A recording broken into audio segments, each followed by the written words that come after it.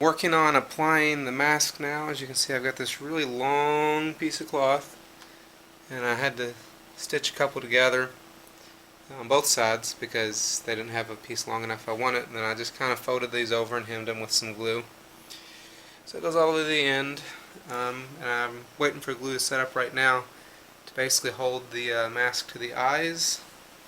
And then I'll see how it looks. I'll have to tie it around. I may end up either folding across here or cutting, probably just folding it up, like that or whatever, and then gluing it on, about this far on both sides, and then the rest I'll just tie.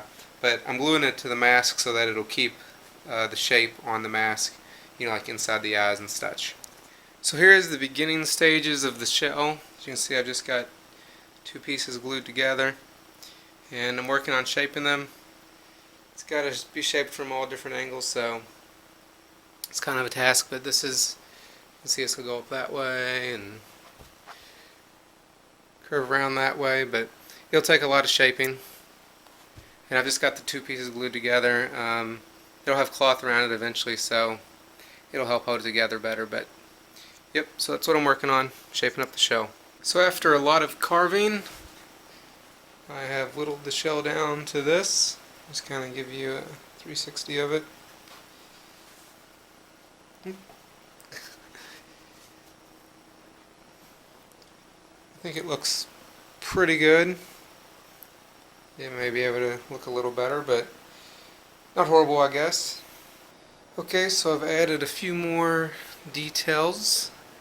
If you look here, I have kind of this curve where the arm is up here, and then a curve down here where the butt would be. Same thing on this side, so just to give it more stylization. And then as you can see, I've added this whole rim that goes all the way around it. If you look from the top, you can see a little bit better. So I have this rim that goes all the way around it. I was looking at a lot of shells and I noticed that they have that, so I wanted to add that for more style. So I think it's getting pretty close. It's really starting to look like a shell now. I am working on feet today. As you can see, I just got an old pair of shoes here, and I'm adding some toes to it. This is what the underside of it looks like. It's just a piece that sits in there. I don't have it glued on there yet.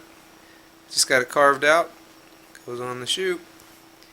And then I got to build up the rest of the shoe. I got to figure out exactly how I'm going to do that. Basically to make it match proportions to the feet.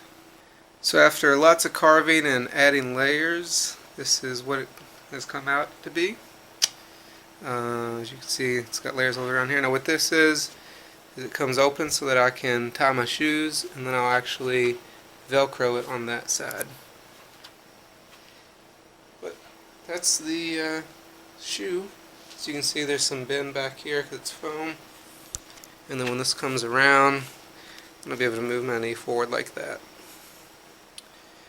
So that's pretty much where it is right now. The toes aren't as good looking as I would like, but I suppose they're okay. So now I have completed both shoes and added cloth to each of them.